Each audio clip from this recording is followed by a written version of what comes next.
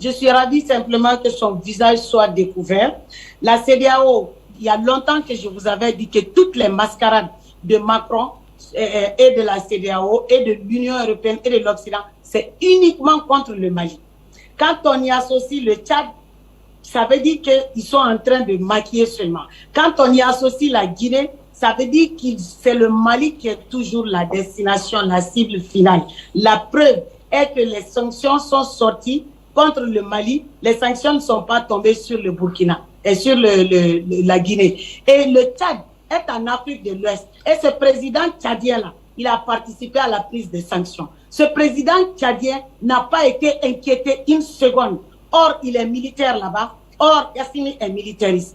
Donc, tout ce que la France fait avec ses présidents, c'est de préparer un coup d'État sanglant avec ses présidents et de déménager ses bases militaires au cas où. Donc, je voulais dire à mon frère Nestor que nous n'avons pas les petits problèmes de leadership. Ici, le Mali est au-dessus de tout. L'intérêt national, l'intérêt général, qui est même devenu l'intérêt africain et même un enjeu mondial est au-dessus de tout et que la lutte est à un stade où c'est pratiquement fini. Mais on va continuer quand même parce que la Russie, on est avec la Russie officiellement. Donc, si on était dans les petits problèmes de leadership, on n'allait jamais avancer. Donc, dans cette lutte, il ne faut pas regarder sa personne, il faut regarder l'intérêt général et l'intérêt africain. Ce sont ces deux intérêts qui sont supérieurs, qui l'emportent surtout. Donc, pourquoi on n'a pas sanctionné le président Assimi Goïta et le ministre des Affaires étrangères? Parce que s'ils voulaient faire vraiment une véritable sanction, ils allaient faire une sanction économique. Et cela allait nous faciliter même la tâche de sortir du franc CFA parce que le franc CFA va partir. Croyez-nous, à Yerewolo, on ne va pas laisser le franc CFA ici. Donc, les sanctions économiques qu'ils ont fait à Gbagbo, comme mon frère Nestor, mon camarade Nestor était en train de le rappeler, ce sont ces mêmes sanctions économiques que eux, ils peuvent faire, et eux, ils peuvent nous faire subir, qui peuvent nous toucher. Et de là, direct, on va quitter le franc CFA.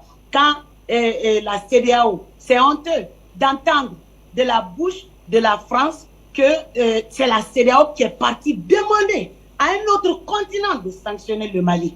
Vous voyez quel genre de pourriture envers qui je n'ai pas de respect du tout. Quel genre de fumier, quel genre de pourriture compose cette CEDEAO. Et y compris tous ces présidents vauriens, ils méritent que leur peuple les mettent à la rue et installent enfin des patriotes, des dignes patriotes, pour que l'Afrique puisse enfin respirer. Donc je reviens à Assimi et à l'autre là. Ils veulent simplement que nous nous retournons les uns contre les autres. Et à l'Assemblée, on a été clair en huis clos. Plus ils font ça, plus on est soudés. C'est clair pour tout le monde. Plus on est soudés et dans la transition et derrière le président et avec le gouvernement. Il n'y aura pas de division ici. On est tous d'accord. Ce qu'ils n'arrivent pas à comprendre, c'est que nous, on a maintenant d'autres partenaires. Donc, ils ne peuvent rien nous faire. À l'ONU, c'est la Russie qui parle en notre nom. La Chine, s'ils veulent prendre des sanctions contre nous, la Chine aussi est là pour les empêcher de nous punir. On a peur de quoi? On a peur de qui? Si on ne part pas dans leur pays, est-ce qu'on va mourir? Non, pas du tout. Donc, ce qu'ils disent là, si l'Union européenne est garçon, comme disent les Ivoiriens, ils doivent prendre une sanction économique, même pas ciblée. Ils doivent faire ce qu'ils ont fait à Gbagbo là. Ils doivent tenter ça pour nous sentir. Parce qu'on est plus près qu'eux. Donc, ils ont fait ça pour nous retourner les uns contre les autres. Ça n'a pas marché, ça ne marchera pas. Et ils ont fait ça aussi pour laisser la porte ouverte aux négociations. Et n'oubliez pas qu'en dessous, ils tentent toujours de joindre notre président patriote qui ne décroche pas leur appel. Il faut que cela soit dit publiquement. Ils tentent toujours de l'appeler et le président, il n'est pas dans beaucoup d'affaires. Hein. Macron, il ne le répond pas. Et quand en fait, on a confirmé nos trucs là avec la Russie, c'est Angela Merkel, la première qui a appelé, c'est sur la page officielle de la présidence, qui a appelé pour se désolidariser de Paris. Au-delà de tout ça, nous savons historiquement que la France et l'Allemagne ne sont pas des alliés.